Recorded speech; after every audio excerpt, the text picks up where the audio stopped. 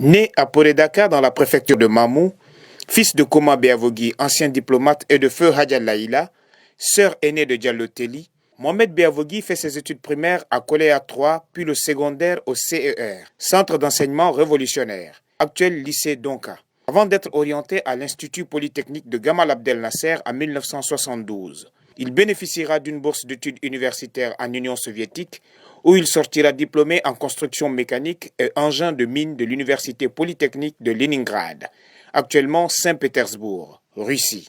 Mohamed Beavogui est aussi titulaire d'un diplôme de la prestigieuse Kennedy School of Government de l'Université Harvard aux États-Unis.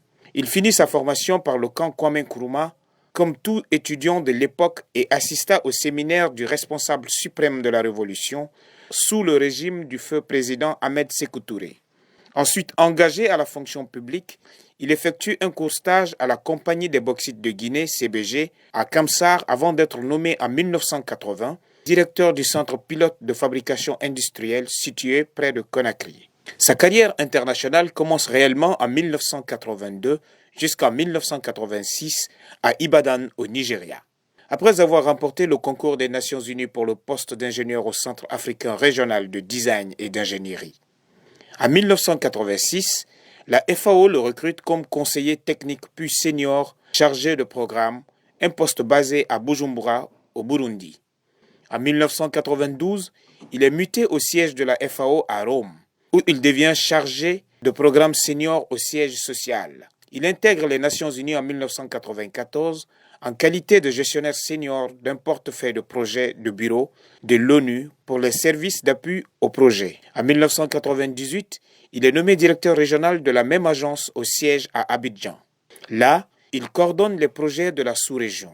En 2001, il devient directeur régional des opérations de l'Afrique de l'Ouest et du Centre, puis directeur du partenariat et mobilisation des ressources, en même temps conseiller du président au Fonds international de développement de l'agriculture, FIDA.